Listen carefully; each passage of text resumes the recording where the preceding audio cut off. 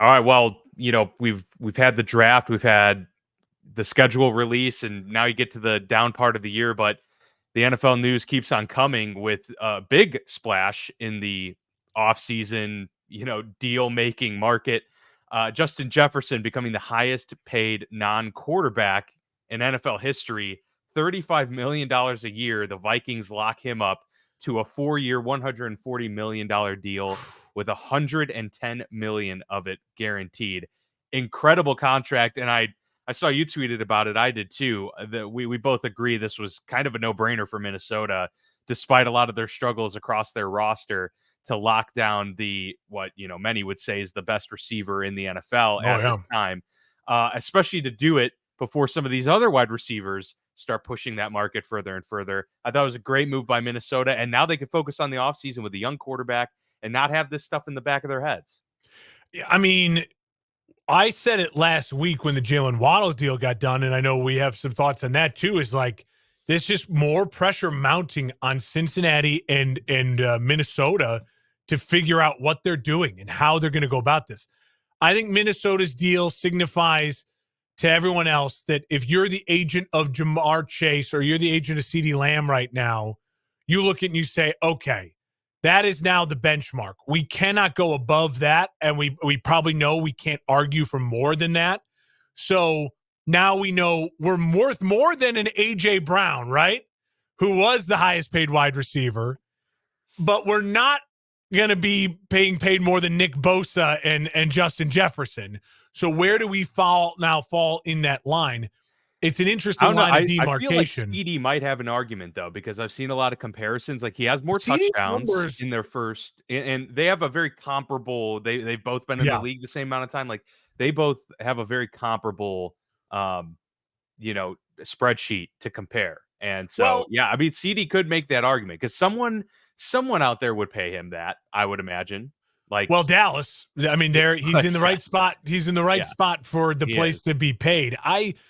It's going to be really interesting to watch now. What happens with Yeah, Jamar Chase? What happens with T. Higgins? What happens with CeeDee Lamb? Those are the three now names floating.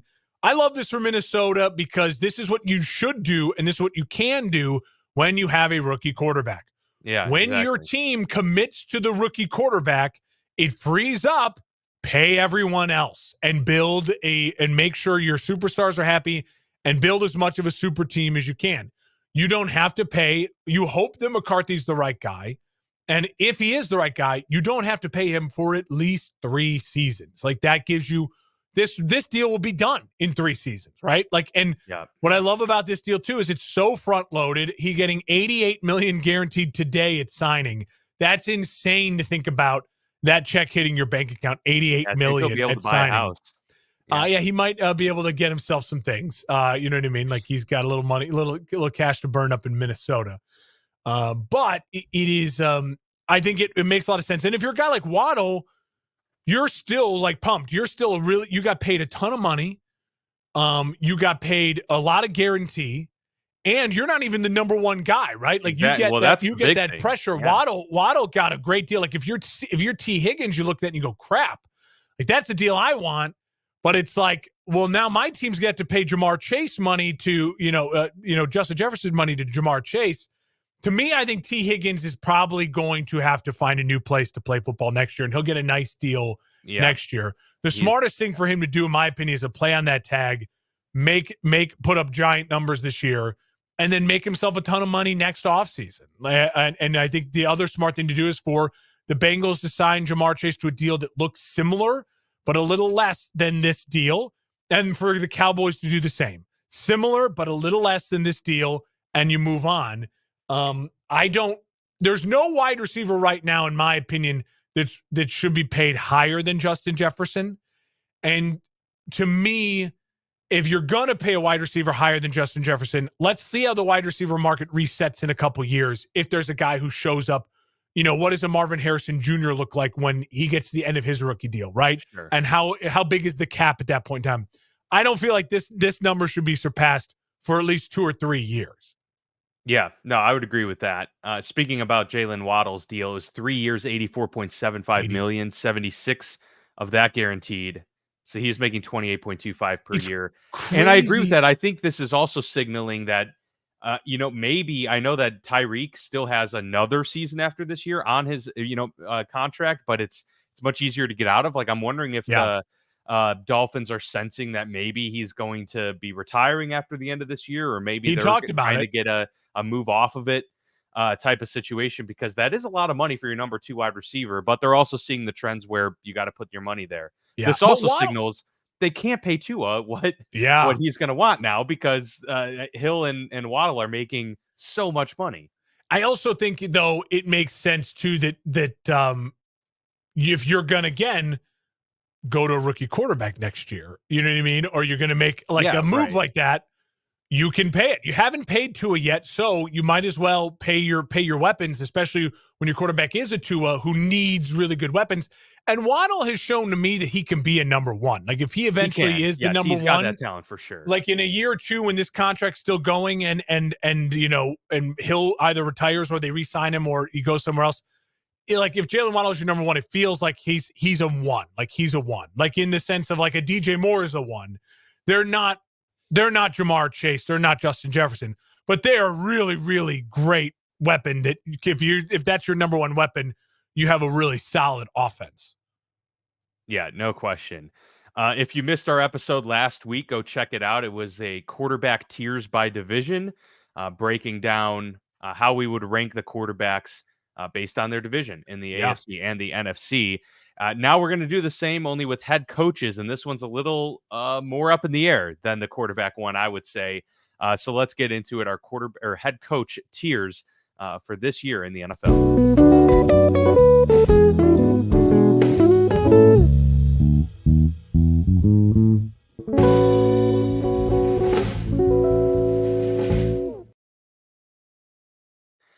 Before we dive into our head coaching tiers by division, they want to pass along some breaking news that dropped today as well. Legendary Hall of Fame offensive lineman Larry Allen from the Dallas Yeah. Cowboys suddenly passed away on vacation at 52 years old. And, that's obviously terribly sad and very young. Don't know all of the details surrounding it, but obviously that's terrible. And, we were just talking about legendary offensive lineman earlier this year.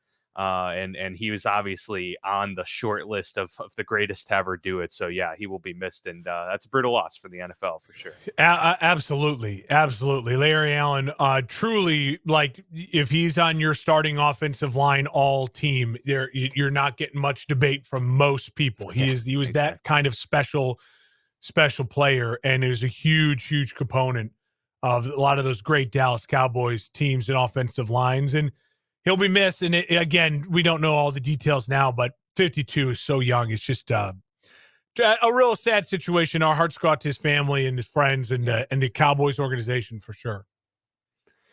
So we were talking about doing the head coaching tiers for this one, and Yeah. we're going to start in the AFC and go through the different divisions in here. Any overall thoughts before we launch ourselves into the AFC North to start things off?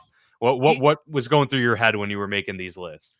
Well, what was going through my head was it's like when we were doing this with the quarterbacks last week, there was those divisions that stood out. You're like, ooh, there's a lot of question marks at quarterback. And it feels like there's a lot of question marks in coaches in the same places. There's the question marks in quarterback. So like the NFC South, the quarterback's kind of like, who's, yeah. And it's like the coaches, a lot of, I don't know.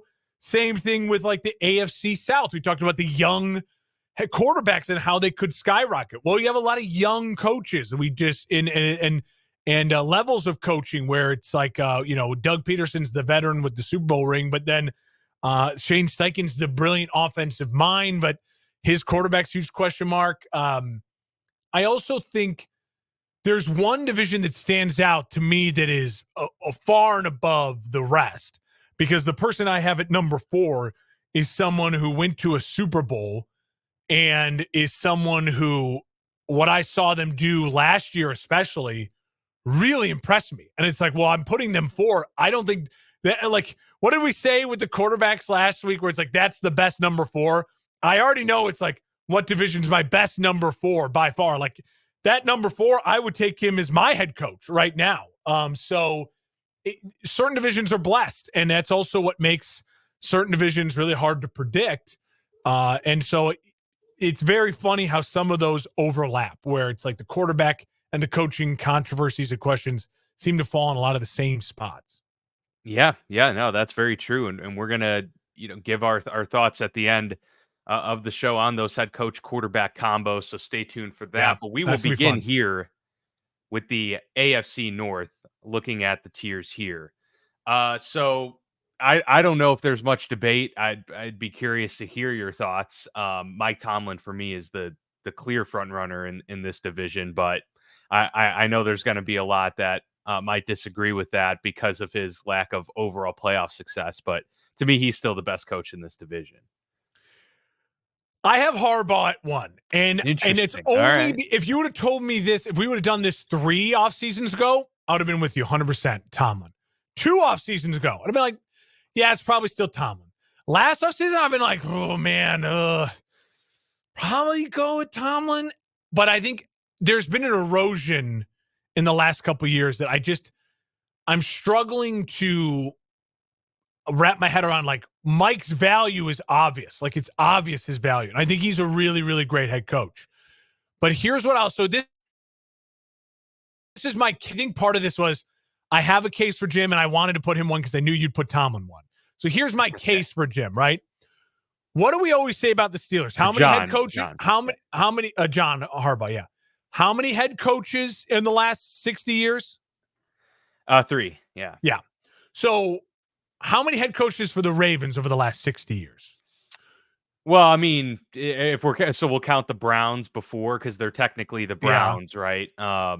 Yeah, but I mean, So when in the last 25, it's been the Brian 2. Billick Yeah. and John Harbaugh. So, But what I'll say is I think for Tomlin, he would join an organization with incredible institutionalized yeah, success and incredible institutionalized like leadership and stability.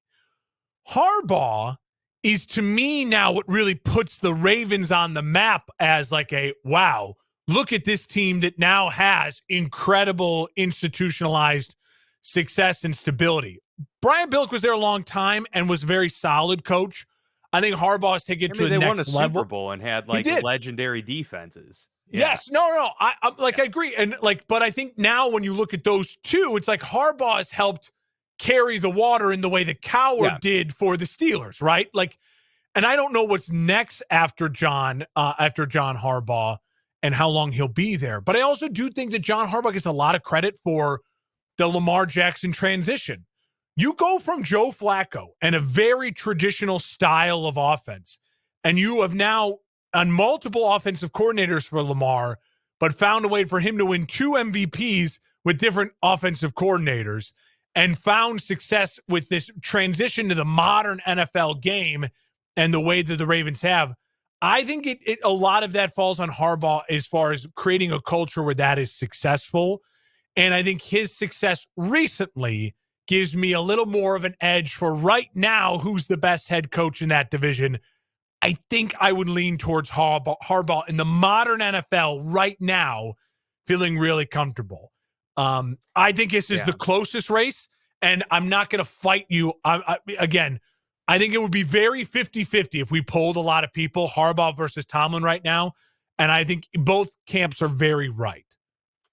It's possible. I think it's more to me, it's more clear, of a decision, but it's still one of the harder ones in this whole thing. But I still think it's clear Tomlin because I just think that if we leveled playing fields, that Tomlin has the advantage. If Tomlin had Lamar Jackson, like because you mentioned like if I asked you about like 3 years ago, you would say Tomlin. Well, what's happened the past 3 years? Tomlin's had Kenny Pickett and the very last vestiges of a aging Ben Roethlisberger, and also Mason Rudolph and Mitch Trubisky. Like I don't know what John Harbaugh would have been able to do with that. I'm skeptical as to whether he would have been able to go 500 the last couple years with Yeah. the teams that I the think Steelers had. my So point in saying that was like, John Harbaugh, like created the Mike, environment for Lamar, Mike's whereas only success, Tomlin gave Mike's him Matt only Canada. success has been with Big Ben, and when Big Ben was Right, in his right. prime. No, this And is true. This is true. we would both argue, Big Ben is better than Aaron Rodgers. Like you and I both agree that I think overall, when you maybe look at it in Career, totality, Big yes. Ben and Aaron Rodgers should be 1-1A, like they should be right next to each other. So, and I agree with you. It's tough. His GM has put him in a tough spot. They have not been good at the quarterback position the last couple of years. And he has fought his ass off to stay above 500. But Tomlin's incredible. I love Tomlin. You know I love Tomlin. I hate arguing against him. No, and I love John Harbaugh too. I mean, and I think, two of the best coaches in the league are in this division. I mean, they're both, in my view, top 8 in the league. Absolutely. Absolutely. So yeah, I get where you're coming from. John Harbaugh's number 2 for me. I'm guessing Tomlin's number 2 for you. Then Tomlin's 2. Okay. Tomlin's 2. And this is the division I said. This is the division I said is the hardest one. I think this is the best coach division in football. It probably is because if Tomlin's 4, I actually struggled with. Yeah, I have Stefanski 3, and I go with Zach Taylor at 4.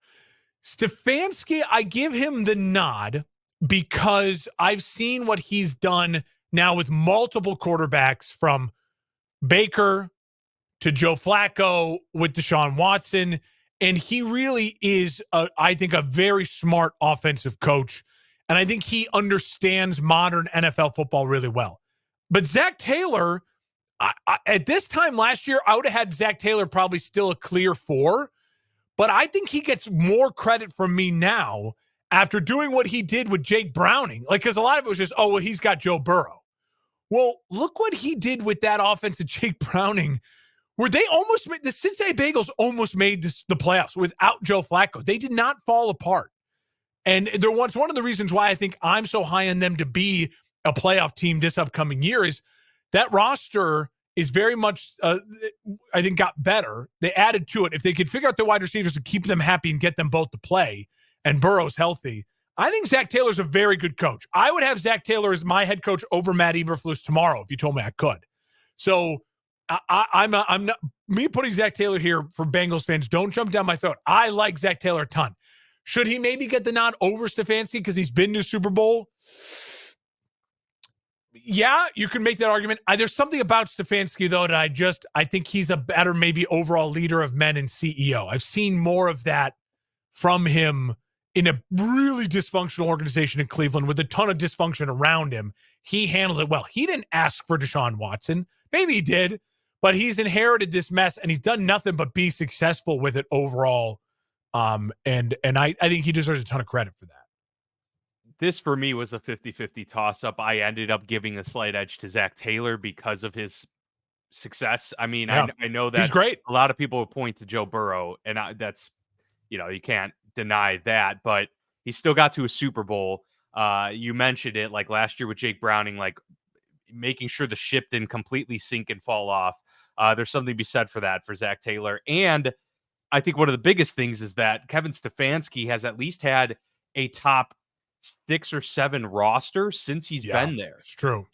And Zach Taylor, outside of Burrow and Jamar Chase and T. Higgins, like he really hasn't. He's had a terrible defensive grouping of personnel, less than stellar offensive line, and so yeah, I think Stefanski has had a lot going for him in terms of what to work with. Now, the quarterback thing has been a disaster, and so yeah, he gets credit for sure for helping install a offensive system that is conducive to running the football, helping out that offensive line, and being able to make things work with Joe Flacco and getting them into the playoffs, things like that. I mean, that's stellar work. So I like them both a lot. They're both offensive-minded coaches. Yeah, Stefanski would probably work in more places. But right now, Zach Taylor feels just like the perfect right fit for Cincinnati. They just need to get more. They have the weakest GM. I was going to say this is one of the strongest GM divisions as well. Kevin Colbert struggled for the Steelers towards the end of his career, but now that Omar Khan has come in, he's made some great deals for the Steelers. Eric DeCosta took over for Ozzie Newsome. Like, what a great track record there of GMs for the Ravens. And then you got Andrew Berry in Cleveland, who his story still to be written, but they have a really good roster there. And so, yeah, I just think that's what gave the edge to Zach Taylor for me. But My it final could go either way. my final point of this, I misspoke earlier. It's my second best coach division in NFL. And then I think my what I'll say about Zach Taylor is I'm really excited to see what he does this year without Brian Callahan. So he's had Brian Callahan with Burrow since they took Yeah. the job. Callahan's now the head coach in Tennessee. We'll talk about that coming on up here in a second. And so now it's like, all right, is it more Zach Taylor, the offensive mind, and Callahan was working with what Taylor wanted to do, or was it, Brian Callahan was the reason that Joe Burrow and Jamar Chase and all that worked. That's true. Yeah. We have a little bit of that. We'll learn a lot. And if Zach Taylor has a big year this year and a bounce back year with a new offensive coordinator and dealing with the drama of those wide receivers, he could shoot up this list for sure. You're not getting to 2 or 1, but you could solidify yourself as the third in this division. And that's saying something, because again, I think there's a lot of teams that would be happy with Zach Taylor as their head coach right now. Oh, no doubt. No doubt. Very talented division. All right, let's go to the South now. And we've got obviously Jacksonville, Houston, Tennessee, Indianapolis. Where do you stand on this one? This the number 1 spot, I feel, is kind of a toss-up for me, but we'll see what you say. Well, I went with Dougie Doug because he does have the Super Bowl. He brought Philly as their first and only ever Super Bowl. And Doug overall, again, what he did his first year in Jacksonville to, again, steady those waters after the disaster that was Urban Meyer with the fingering in the butt and the kicking of the kicker. You got a lot, like he had a lot to do there, and he did it. And so, yes, last year was a disappointment, but I don't know how much of that was on Doug. I just think sometimes, you have an off year and things didn't go well. I'm excited for Jacksonville this year. I think they're poised for a bounce back year. I go DeMeco 2. So that's the way I have it. I think DeMeco has earned the right to be in that conversation because of that one incredible year, his first year. But I pump the brakes a little bit and just say, all right, let's see it again. Let's see what year 2 looks like. Because, we talk about sophomore slumps with like a quarterback. What about sophomore slumps for a coach and a quarterback together? Had such a successful year 1. What does year 2 look like? Are they reading the press clippings? The bar pretty high. Yeah, they set their bar very high. I'm not saying he has to go back to the second round of the playoffs, but is he going to have a year like Doug had last year where there's some injuries or things don't go well and all of a sudden you barely miss the playoffs? I don't want to trash him just because that happens either. So I have Doug 1, DeMeco 2. How's your 1-2 go? It's the exact same for me too. Great. And yeah, for most of the reasons you said, I don't have much to add other than, Doug did have to completely turn around an organization and had to weather some, injuries, especially to Trevor.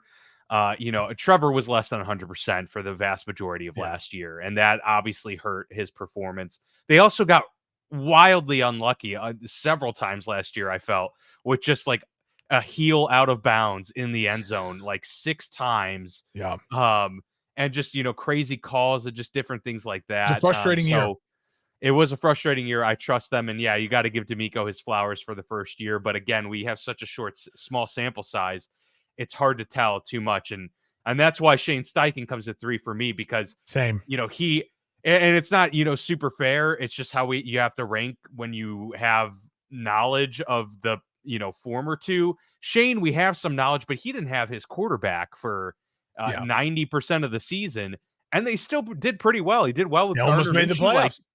Like Shane could move into the number 2 spot next year. Like we'll see what happens with Richardson, but we at least know stuff of Shane. We don't know anything about Brian Callahan, yet. And so that's Shane deserves that 3 spot. I don't know if that sounds backhanded or not, but I think he's a pretty good head coach. Like I think we'll find that if he gets the full year of complement of his weapons and his team, he'll be able to put out a quality product. This is one of those divisions that's still very much on the rise as a whole, and so there's a lot to be gleaned still from these groups and these teams. And I have Steichen at 3, Brian Callahan at 4, and for the same reasons you just said.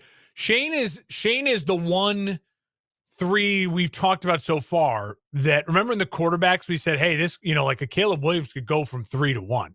Shane feels like if the year That's they have true. this year, he could go Yeah. 3-1 in this division. Like, if they win the division, this division is that'd be wide hard to open as far as that goes. Like, who's the coach in the division? Doug can only live off of the Philadelphia success for so long. And so he needs and then for Brian Callahan, I'm beyond stoked to see what Tennessee looks like this year because, Tennessee the last 2 years felt like they were holding on to their success of 3 and 4 years ago. And the success of 3 and 4 years ago was like run the football, Vrabel's intense defense, and then Tannehill made the throw when he needed to, right? To an A.J. Brown and just like made the play when they needed to. And then last year and in this past year, the last 2 years, it felt very much like the defense stinks, but we're still this defensive culture. The running game is dying, but we're still this running game culture. And now we just don't have a quarterback anymore. And so I'm excited for the Titans to lean into, no, we're an offensive culture now. And like, we're just going to lean into offense. And we have a young quarterback with a big arm, and we're just going to lean into that. And so I'm really excited about watching Tennessee play football this year. And listen, if Brian Callahan can go to Will Levis and say, hey, this is how Joe Burrow sees it and what he does, I think Will Levis could have himself a really fun and exciting year. I think it also could implode because that wide receiver core has got age and they have it's a young quarterback and a young offensive line, talent, an improving offensive line, but young. So it could implode as well. But I'm excited for them. I'm for the Titans. I truly am. And I love that the Bears play the Titans week 1 because I'll get like a full kind of taste of it week 1.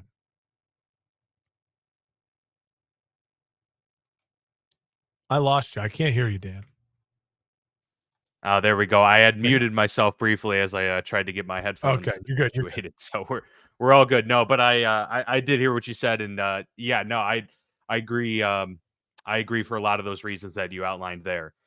So let's move on to the AFC East now, and we'll talk ourselves some This is an interesting Cowboys, one. Commanders, Eagles, and Giants. Yeah, Wait, yeah. This AFC is East, an interesting AFC one. East, AFC. Or I'm sorry, AFC Bills, East. Jets, Dolphins, New Orleans, New England. There you go. I hate to do it, but I'm gonna. My number 1 is McDermott. Mike McDaniels. Sorry, Mike McDaniels, and I have McDermott 2. I like McDermott a lot. I really do, but I think in an offensive league and knowing the coaching tree he's come from, and also he's now had 2 years. Like, because I remember with Mike McDaniels, it was very much like, who is this kid? Like, are guys even going to listen to him? He's such a nerdy little pot smoking, like weird guy. But now it's 2 years of like, oh, no. Those dudes love him. And he's great at the microphone. And players respect his knowledge in the same way that they respect Sean McVay's knowledge and LaFleur's knowledge and Shanahan's knowledge. They come from that tree. So I have no problem going Mike McDaniels number 1. And then I do have Sean McDermott 2. I think McDermott is earned a top 1 or 2 ranking in this division. He's won the division, how many times in the last 4 years? I think 4 or 4. He's a very, very good modern defensive coach. He doesn't feel old school defensive coach. He does feel like a modern defensive coach. My issue with him is the 9/11 quotes. Don't love that. Don't love that. Not his finest hour. And let's be honest, we haven't seen him in the biggest games. We haven't seen his team break through. Whether that's his fault or not, it falls on him. So I have to put that on him. Yeah, no, I'm right there with you. Mike McDaniel takes that top spot for me. The ingenuity, the ability to, make lemonade from some sour lemons at times, and he's just been a really solid head coach in terms of the leadership category. Because that was the big question: is like, okay, we know he's really smart. Is he able to rally a group of men, especially with how young he is? Some players on the team were probably his age or a little bit older even. But no, he's proven that he's a really solid head coach. Sean McDermott's just had some of those ups and downs throughout. Yeah.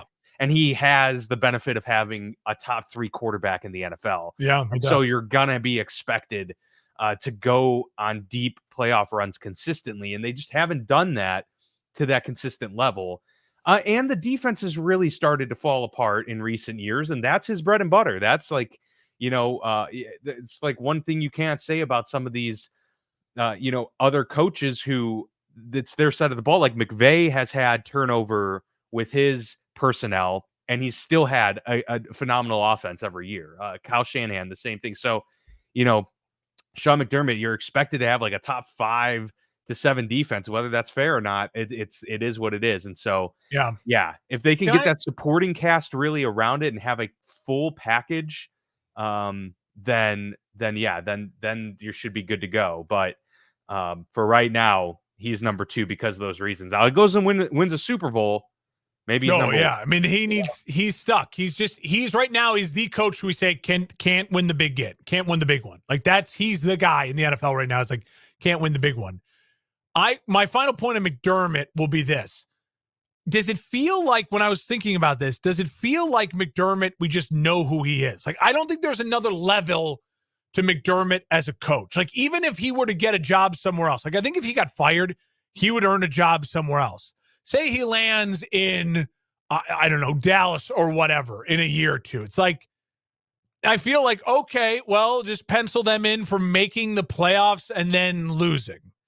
He feels like a Kirk Cousins of a coach, or a Dak of a coach, where it's like, yeah, I know what I get. Like, it's solid, but that's what I get. Like, that's what I get. And then occasionally a really bad interception or a bad 9/11 quote. Like, that's what you get. All right, I can't hear you again. You muted yourself again. Now I'm having to mute myself because I want to make sure there's no feedback coming through. So I had to Well, take you my sound headphones good to out. me. All right, good.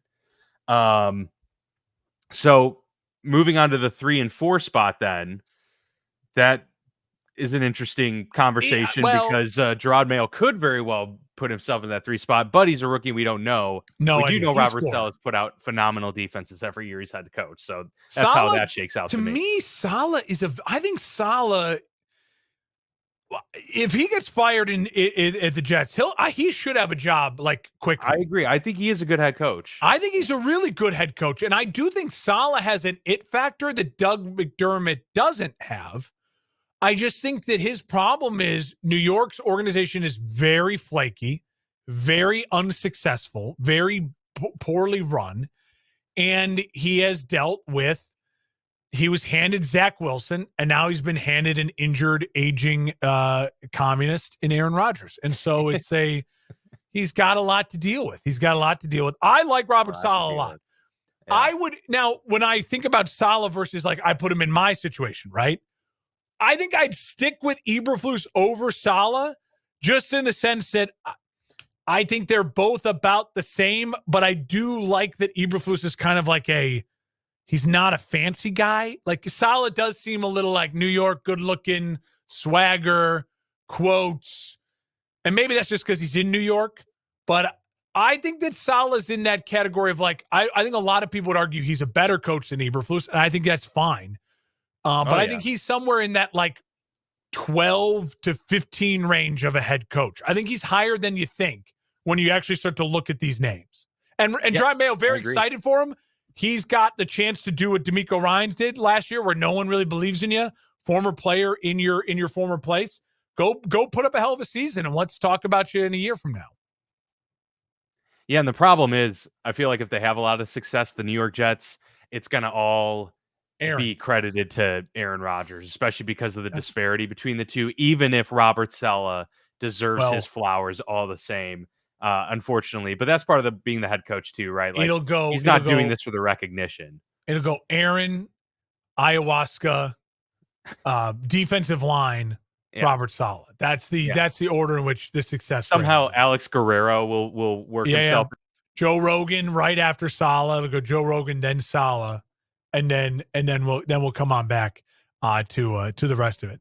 I think for me that's the key for Saleh is, again, he deserves a lot of credit for keeping the ship together. Saleh deserves a lot of credit for keeping the ship together through a lot of adversity. You want to move on to the AFC West, which I think we both would agree is the best coached football division in football. Yeah, it is. It really is. That's especially the top is very heavily weighted. Antonio Pierce is really the wild card that we're trying to figure out, right? But uh, yeah, no, right now it's Andy Reid number one, and there's not really a close second. So that's I feel like we can kind of probably quickly breeze Yeah. through that, unless you have any thoughts in No, particular Andy's on that one. number one spot. Andy's one. I'm interested who you put two. Yeah, number two, I put Jim Harbaugh, and Me too, yeah, baby. yeah, let's go. Jim. I put Jim too. Yeah, I love Harbaugh. He just came off a national great. title, and he's proven in the NFL already. Now, again, that was a decade ago, but I don't think Jim Harbaugh, because of what he's done at Michigan and being near the game, it was not like John Gruden where he was successful 10 years ago and then was an analyst. Like, he's been in the grind for 10 years. So I don't think the game has passed Jim Harbaugh by. And I think that Jim Harbaugh in a 5-year window will be amazing. And then what Right. does year 6, 7, 8 look like when he wears you down and you're sick of his getting rid of the music already? He's gotten rid of the music at Chargers camp, I've heard, and things like that. Yeah, We'll I did see. hear that. We'll see. So Yeah. I have Harbaugh too as well. Who do you go three? He's just super consistent. That's Yeah. what like Jim Harbaugh is going to produce results all the time. Whether or not he's going to win the Super Bowl every year or get to the championship game, that's a toss up for really anybody Yeah. other than like Andy Reid and Bill Belichick and stuff. Um, but his consistency and we know like we're gonna get a good product out there is why he's number two, and it's why Sean Payton's number three. I personally think Sean Payton is one of the most overrated coaches of all time, while still saying he's a really good head coach. I do Yeah. think he's a really good head I coach. agree. I I still think agree. people lift him up to be this Hall of Fame caliber head coach. Mm-hmm. I'm not seeing it. He had a lot of 7 to 9 years with New Orleans. He had good pockets of like 3 seasons where they were really, really strong, but then they fell off. And then it's 3 more seasons really, really strong. And then, just inconsistency at times. And I mean, the guy's had Drew Brees, for the majority of his career. He goes 9-8 his final season with New Orleans. Then he comes back last year and signs onto a job with Russell Wilson. Like, he knew what he was getting. And I think they should have gone better than 8-9, all things said and done. I don't think Sean was willing to adjust his coaching style at all to fit the personnel that he inherited, which included Yeah. Russell Wilson, of course. Um, so yeah, right now Sean Payton's got to be number 3 for me. He can Yeah. obviously change this if he puts together if he rebuilds the Broncos and puts them on a trajectory for like 5 straight years of winning seasons and does really good. Okay, but Jim Harbaugh's won everywhere he's gone at all times. I'm not seeing that from Sean Payton just yet. No, So, and Sean Payton's been around a long time. He's the 20th yeah. all-time leader in coaching wins in the regular season, but that's still tied with John Harbaugh. But John Harbaugh has been coaching less time. He was a head coach for less seasons. And I mean, is Sean Payton a Hall of Famer in your mind if he were to retire today? I think Sean Payton's close. I think he's close. He's probably close. But I think the pressure is on. Like, the pressure is on, because I'd argue similarly to Tomlin, where the pressure is on. Like, your career and success right now is all tied to one guy who we argue is a top 10 quarterback of all time. He is, in Drew Brees. And it's like, so where do we go from there? I agree with you. I think he's a good head coach, but I think he and the media sometimes think of him as this prodigy, guru, absolute elitist. Right now, I think he's the third best head coach in that division. I think he's a top 10 head coach in the NFL right now, though. I do think if you had to go that way, and he is to put a huge target on his back. He took the 6th quarterback off the board at pick number 12, and it's his guy, and it's the guy he says is like Drew Brees. So go make him Drew Brees, and then I'll bump you up to number 2 on this list next year. Yeah, and no excuses with this one either, because you can't come back to us in 2 years and say, well, he was the 6th quarterback. No, like, you could have You went chose all in. to build up your roster and go take a quarterback next year or figure it out. So no one would have blamed them. No one would have blamed them. Yeah, no, they're tied to this. They are tied to this for sure. And Sean Payton is equally tied. Antonio Pierce could be a really good head coach as well. Yeah. We just don't know enough yet. But this could. He's in a could tough division. Even strengthen its position as the best division of head coaches if Antonio Pierce has a 9-8 season this year. No, I love Antonio Pierce. I'm pumped for him to get this job. I'm pumped that the Raiders didn't force the quarterback either. I think that it's really Yeah. smart for them to say, hey, we improved our roster in this offseason. We're going to be competitive as heck, but we hope to be competitive as heck while also ending up with a top 5 pick. And then we can get the guy for us to go in there and compete at a high level with two of the best quarterbacks in the NFL that are in our division. So yeah, I'm all about the Raiders and Antonio Pierce being 4, and it's not a negative on that. I think that depending on how the years goes, like I said, I predict the Raiders could have more success than the Broncos this year. I really think that's a possibility. And if it is, I will credit a ton of that to Antonio Pierce Yeah. because they don't have a rookie quarterback with a high ceiling. They have Gardner Minshew. Yeah, They have for sure. they have the definition of the spot starter. So we'll see what happens. All right, let's go to your division, the NFC North. This was a fun one to work through as well. Can I make the argument, and I think maybe at the end we can kind of debate this really quickly. I think the NFC North is in the debate for the third best head coached division in football. It's in the debate. I think there's AFC West, then AFC North, and then I think NFC North. And I do think the NFC West has something to say about that. Yeah. But I think that's where like today, right now, that's the toss up. Like it's a toss up for that third spot between the NFC really good division. Really good North division. and the West. I have Dan Campbell 1. I have Matt LaFleur 2, Kevin O'Connell 3, Matt Eberflus 4. I'm not a homer. My guy has a lot to prove. This is a big year for Matt Eberflus. Kevin O'Connell, I think, is a very good head coach, but Matt LaFleur, to me, deserves to be at the 2 because even though their careers are very similar right now, they both have had some success. The fact that Matt LaFleur, the way he called out his quarterback early last year in those press conferences, remember, we said it. Matt LaFleur was saying, well, my quarterback's making some really shitty reads, and even though we're trying to coach him out of it, he was very honest at the microphone with that they were losing because of their quarterback.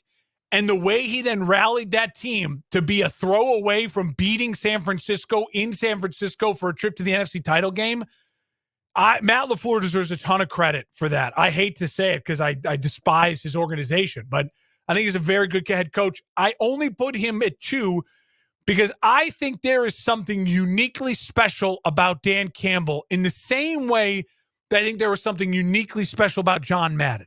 I'm not saying that Dan Campbell's as good of a head coach as John Madden. I get it. The energy, though. But there is something. Madden was a great X's and O's guy, but there was also a gravitas and a personality to him that you could not deny. You just could not deny. There is no one in the NFL right now maybe more likable for their players besides Andy Reid. I'd go Andy Reid 1, Dan Campbell 2. There is nothing but bleed for this guy. He represents his city perfectly.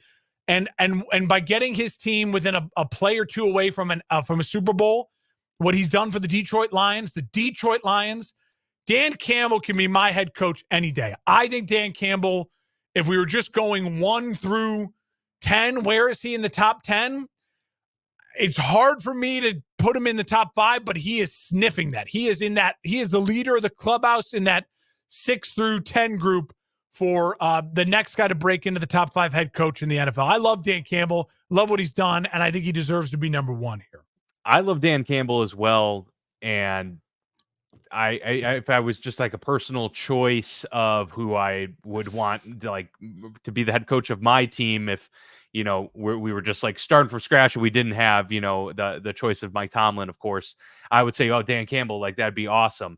But for number 1 here, I put Matt LaFleur because of the production. Yeah, he's been very productive. Multiple Dan NFC Campbell title turned games around an organization, so that to me is like the biggest plus in his pros column, is that he took a perennial loser and made them winners. And to your point, all of the players absolutely love playing for him. He's a leader of men, clearly. But Matt LaFleur went to 4 straight NFC championship games. I know he did that with Aaron Rodgers, but then to have the season he had last year with a Jordan Love, who many had written off as a complete bust. Midway through the year, it was the Packers might be drafting a quarterback. Yeah, people forget how that year ended. It's impressive. Yeah, no, and his now that the years have gone by and we've gotten used to it, he's probably fallen off the list of what everyone talks about, the, you know, super smart, uh, dial it up, analytics and X's and O's guy, because the Mike McDaniels, the Sean McVays have more maybe like name recognition and staying power. But Matt LaFleur's pretty close in that conversation with those guys, and Yeah. he's super talented, and that's stuff that can and will last for a long, long time. So he's number one. Dan He's too Campbell, good a very looking. close He's two too for good me. looking. That is a problem. That's he's a good looking guy. Good looking guy Too for good sure. looking. Yeah, Basketball coach, it works. I don't think it works in the NFL. Dan Campbell could curl about 3 Matt LaFleur's though, so there is that as I well. love Dan Campbell. Yeah, Kevin O'Connell 3 for me too. He's a great 3. When you start to look around the threes in the NFL, you could argue he's like, I'd take him over Shane Steichen. I would take him over Robert Saleh. My other threes we talked about, I'd take him over Kevin Stefanski. I'd take him. I might take him over Zach Taylor. I'd take him over Sean Payton and Zach Taylor. Yeah. I mean, he is a very good 3. I think I'd take him over the 3 in the NFC West, which we're going to talk about here shortly. So I think he is one of the reasons why I think this is the 3rd best coach division in football, because of his approach to the game, former quarterback. Again, and I think also one of the things that gets forgotten about him, because he's kind of nerdy looking, he's like every bit of 6'6". Like he is a large man. And I do think there was a time when that, like during that quarterback series on Netflix where he was screaming at Kirk and Kirk had to be like, all right, I'm sorry. Like he's I think there's a level of like, you don't fuck with Kevin O'Connell. Like he's kind of like, he's got a little bit of that to him. And he's a dude. So I love Kevin O'Connell. I hate that my division is just loaded with like likable, awesome coaches. And then it's like, and young. And then it's like, we got the guy who he got a haircut this offseason. You see that? Matt Eberflus got a haircut. Working with the beard sometimes. He got a beard. Sometimes not. He's got a beard and a haircut. Look out. But you know what Matt Eberflus has that all of these guys don't? Caleb Williams. Caleb and the Bears. Williams. So I will say this. Matt Eberflus has a chance, depending on how this year goes, to move up a spot on this. I think I will say in Matt Eberflus's credit, once he got Montez Sweat, a difference-making defensive player for the first time in his 2 years as a coach, a year and a half in, his defense went from a bottom 20 defense to a top 10 defense. And that is, it goes to show you the scheme is there. The fit is there. The understanding is there. The players needed to be there. And you add in that one giant piece, and all of a sudden Jalen Johnson is balling out. And the back end of that defense looks really good. So I think this Bears defense is improved. A full year in this system for guys like Edmonds, Edwards, Sweat. Jalen Johnson got his money. I think Matt Eberflus has a chance to move up in this ranking because it can't get any worse. It was a very, very bad first year, an awful first year, and a second year that was defined by a lackluster effort down the stretch in some crucial games, even though his defense did play better. All right, let's go to the Poopy Bowl of the NFC South. And coaches, no offense to all. I wasn't ready for that at all, but it's so true. This is a rough one. Look, 2 of these guys, we don't even know what we're getting. If they're amazing head coaches, they could help resurrect the NFC South. It is funny because a year ago at this time, I was calling for the job of the guy I have number 1, Todd Bowles. Todd Bowles is my number 1.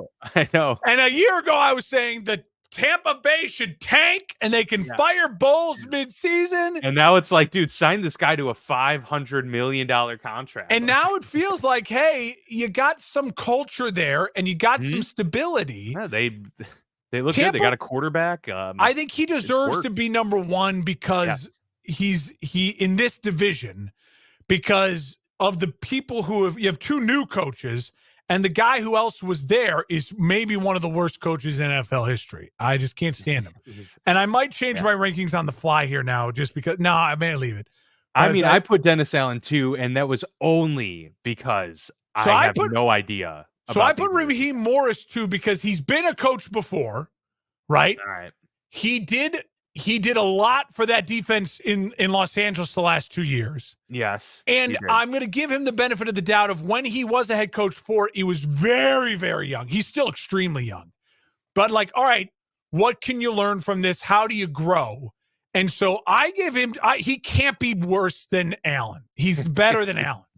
And so I don't know, maybe though. Who I knows? put Allen 3. I put Allen 3.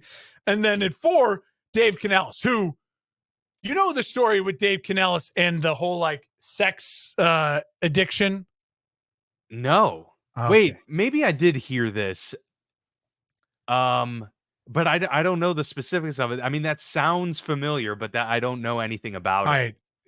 Talk for a second and let me Okay. find this here. Okay. Well, yeah. I mean, we were going, through this list, and the reasons I have Dennis Allen at number 2 over Raheem Morris, I've listed as like I just don't know what I'm getting. I also think Dennis Allen it's been bad. I'm not trying to sugarcoat it, but um, at the same time, like I do I got think it. that he's gotten there's been a floor that won't be dropped out in New Orleans. Like if he was the worst, I feel like New Orleans would have won 3 games or 2 games. Like, True. Okay, that's fair. like he's done enough with the defensive line. He's done enough with like, okay, we'll work with Derek Carr and have a respectable offense that can at least, do stuff.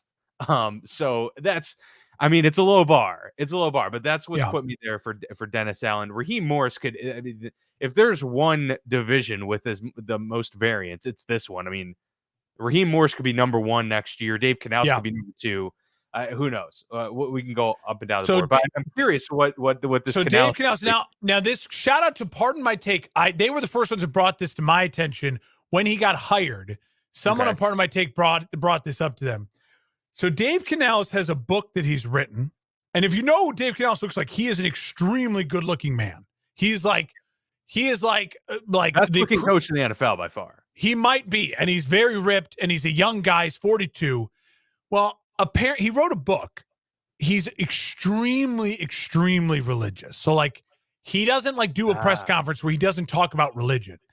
And it's all because, well, it's not all, he's leaned hard into his faith because he was basically caught cheating on his wife. His wife was going to leave him. And then he, in order to save his marriage, he went to an extreme faith-based couples counseling.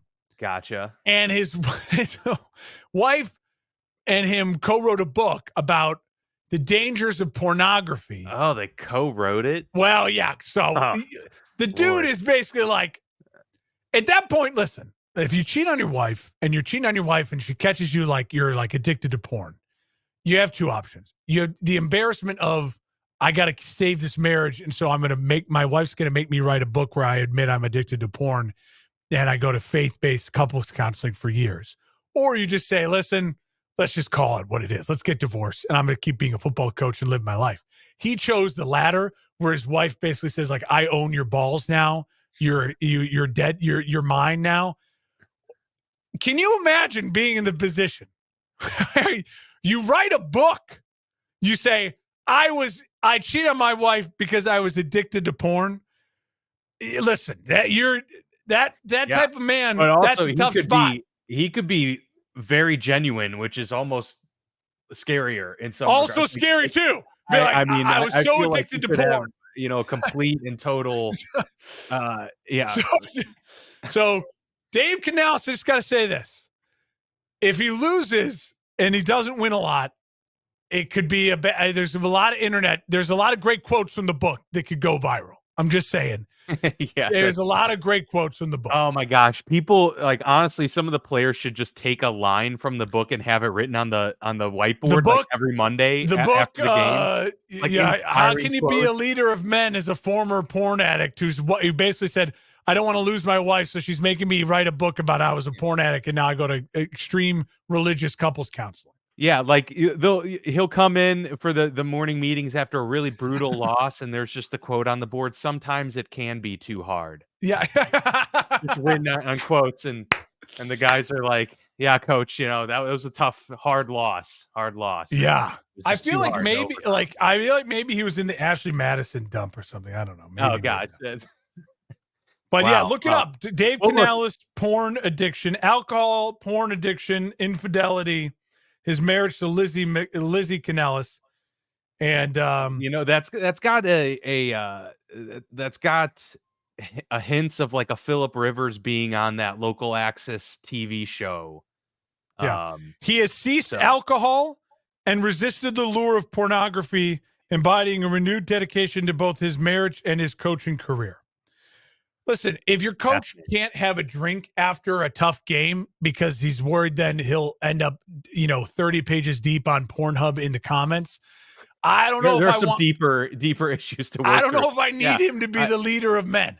When he's in yeah. those intense conversations with David Tepper, David Tepper might have the book out. And I'm just saying, he might have to bring the book out. Oh man, that's good stuff. Good stuff. Well, the NFC South certainly has a colorful group. Yeah. Bookended by one Dave Canales. Yeah. All right.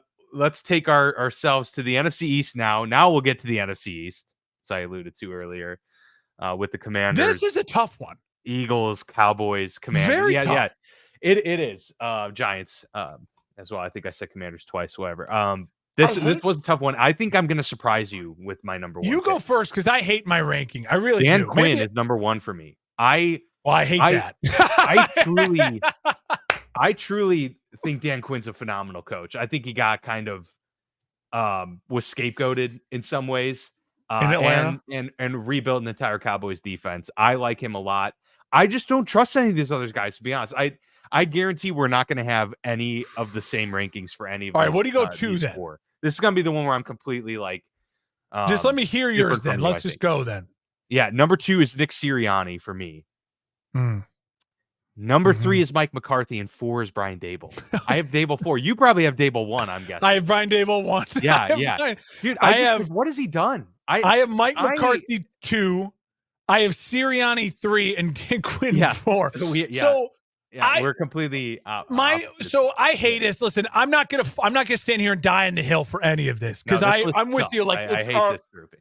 It's tough. I think what I go off of is I just say to myself, okay, tomorrow the Bears have a head coach opening and you say you get to choose your head coach, but it comes from the NFC East. I think in my panic mode, I would go, I need offense, and I love Brian Daboll's offensive mind. Like, he is the reason Josh Allen, since he left Josh Allen, it has not been the same 100% for Josh Allen. And what he did with Daniel Jones in year 1 was extremely impressive. Year 2 was a disaster. It was. But there were moments still with that offense where you're like, okay, it's not the scheming. It's a lack of talent. It's a lack of institutional success, a lack of and the head coach is to blame for some of that. You got to coach guys up, right? But I just saw, so I went with that. Mike McCarthy I have over Sirianni because while I think that Nick Sirianni has a slightly higher ceiling than Mike McCarthy does have a Super Bowl ring. He's been doing it a long time. And I do know what I get from Mike McCarthy. He is the offensive Sean McDermott, where you're like, okay, that's good. You did good. You got me to 10 wins, and then, it flames out. Sirianni, I think the floor is very low. I think Sirianni's hanging on by a thread. And I think part of it is he was young, energetic. He was propped up by Shane Steichen and Gannon, who are now head coaches in their own right. They went to a Super Bowl on the back of a really talented quarterback and 2 really good coordinators and really star players. And then last year when it was like, hey, this is your team now, all we got was infighting, ugliness, and a team that fell apart late. Absolutely fell apart. So Sirianni, to me, he can go right back up if he has a great year and he gets control of the reins, or he can go like basement, probably doesn't have a job in the NFL next year if he gets fired from the Eagles. And with Dan Quinn, I I worry Dan Quinn is old school defensive head coach in modern NFL. That's my only concern. When we last saw Dan Quinn, those last couple years in Atlanta were not great. They weren't disasters. They weren't 3-13, right? They weren't. They just weren't. Right. They had expectations of Super Bowl, and they were 7-9, 7-9, 9-7, and it just wasn't right anymore.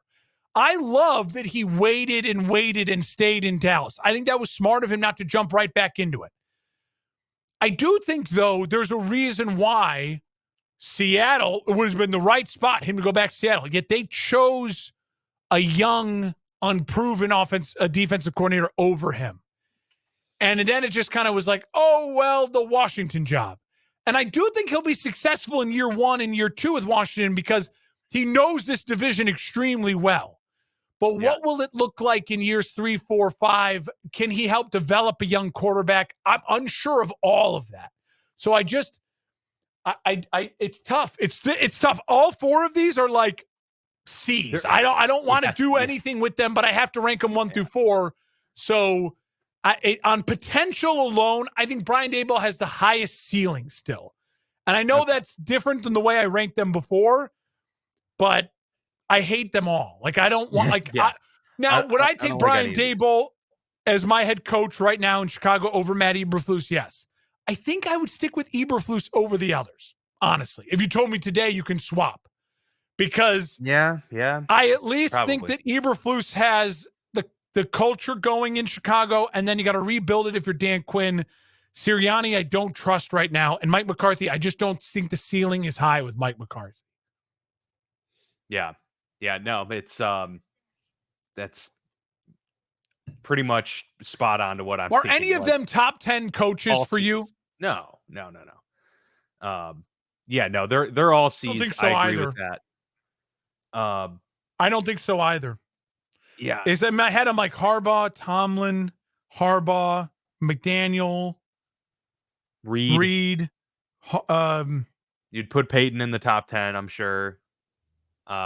McVay, Shanahan, Campbell, Campbell. They're the these highest guys are all bottom 15. Like, they're all in that 12 to 20. Yeah. It's tough. It's tough. Like, my reasonings real quick to go through them are that Dan Quinn, and maybe if I thought about it a little bit more and after hearing you talk, like, maybe I would switch this up slightly. But Dan Quinn, I just like, I feel comfortable, I guess would be the word. Okay. Sirianni, I do think the floor is high with Dan Quinn, right? I agree. I think we agree. It's like a 7-9. Like, you're a 7-9 with Dan Quinn. Yes. Yeah, and so there's a comfort level there. Sirianni, I think, because of what he's done with a very young roster overall, does need to be warranted. And I know there's a lot of things we don't like, and sometimes he acts like a player too much, and sometimes he doesn't see. But, like, overall, he's gone to the Super Bowl, and despite a bad meltdown last year, no doubt, they still made the playoffs. Mike McCarthy, it's just we've seen it a million times, and I just don't think there's any movement there. And then Brian Daboll, I'm waiting to see it. Like, is he another one of those great coordinators who's just not that great as a head coach? I don't know. I mean, we've had plenty of examples of that in the Mike Martzes and the Adam Gases and Wade Phillips, Vic Fangio. Like, there's a lot of these guys who are phenomenal coordinators that just don't make it out as a head coach. And I'm not saying he's that yet, but I'm saying I don't think he's graduated to the point where I'm like, oh yeah, he's a good head coach. He's got it down pat. Can I ask you this? My final point of this will be, if at the end of the season all 4 of those guys were fired, which is the one that's most likely to get a head coaching job before the next season? It's probably Daboll. Yeah, it's probably Daboll. But because I think of the that's potential. Because of him being offense and him being young. Yeah, and he's got an attitude. Like, he's a short, stocky. Like, there's an attitude there that I think. Football dude. He's a football guy. Yeah. No, I agree. Let's wrap it up. NFC West time. All right, let's do it. We got the 49ers, the Rams, the Arizona Cardinals, and the Seattle Seahawks. I guess the big question is going to be who's 1, who's 2, really, right? Because I mean, that's the biggest toss up I It think is. between I the give two of the us here. advantage to the person who, if it ain't got that ring, I don't want to hear a thing. I go with Sean McVay. Yeah, I'm there with you. Kyle Shanahan can't. Right now, the narrative is he can't win the big one. He's an incredible coach, an incredible coach. Can't win the big one. So I go McVay, Shanahan, and then I give Gannon over Mike McDonald. I have to read his Same. name because I still can never remember it. All season long, Seattle. God bless you knowing that your coach is named Mike McDonald. Yeah. And so Gannon, I don't like, but I'll give him the advantage. I at least know that he was better than the pew pew pew. Like I thought it was going to be a total disaster. I Yeah, thought he was better than expected. better than Definitely. expected. Definitely. But McVay and Shanahan are two of the top 5, in my opinion, coaches in the NFL. They are 2 top 5 guys, and they're both going to be head coaches for many, many years to come, as long as they want to. And it sucks they're in the same division, similar to the Harbaugh Reed thing, because one of them is going to always have to play in the wild card. One of them is going to win that division. If Kyle Shanahan can eventually prove in a big game that he can manage it and get his team to a victory, then he will instantly become maybe in that top 2 or 3 coach of all in the NFL right now. But right now, Sure. I have Yeah. Sean McVay over him. Got to get over the hump, no question. Yeah, Jonathan Gannon definitely. I wouldn't say impressed, but he exceeded expectations because Yes, expectations great were way to so say it. low. They were very low. They Pew, were very low. pew, shots, Uh, explosives. that's the. It truly is, and that was put out by the Cardinals. Like It was so bad. they showed the video. They weren't like, "Hey, can we do another take? Can we do a take of that?" And just Can you stop being a psycho in don't front do of your the players? just don't do that. But no, I mean, he had the sample size with Kyler wasn't that bad, and now he'll have the full season. We can fully judge it, I think, after this Yeah. year as to what we're working with. Mike McDonald, too, I think we're going to have to extend a little bit of grace to this guy because I think even after this year, there's a lot of They need to not reset. great rosters, not much depth in Seattle. Their defense is kind of in shambles. They need to The reset. quarterback situation's up in the air. Who knows what's going to happen with DK Metcalf? There had been, trade rumors in the air Yeah. and aging Tyler Lockett. So they've got Jackson Smith and Jigba and a good young running back core of Kenneth Walker and Zach Charbonnet. But outside of that, so they've got some weapons, but there's a lot of question marks in Seattle. I So I expect think Seattle to be competitive, though. I think he'll come in, he'll give a new energy. I think they'll be competitive, but it's a tough division. Gino,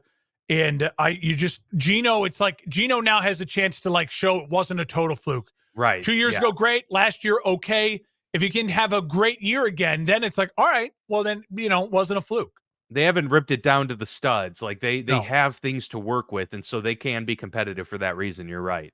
Yeah. But I would say if they win 5 games next year, depending on how that happens, I think that Mike McDonald might, should get a year 2 because agreed. Can they get a quarterback in there? Can they figure those, where the direction of this franchise is going? Totally. There's more pressure on the Cardinals to perform because they have the quarterback and they've just got the, he number deserves, 2 if he's solid, he'll deserve a chance to be like, all right, let me get my quarterback now. Right. Yes. If it's not, if they're ugly and they lose a lot of games, this team shouldn't lose a lot of games. It should be a 7, maybe 8-win team. Yeah. Like if they only win 3 or 4 games, then it's like, is he the right guy? Right. Yep. Very true. So, all right. Well, that's a look at the list. That was a fun one. Really look forward to seeing how this one ages and pans out come the end of the season. But yeah, right. I think we feel pretty confident, at least with a few of those for sure. Yeah. So, cool breakdown on the divisions.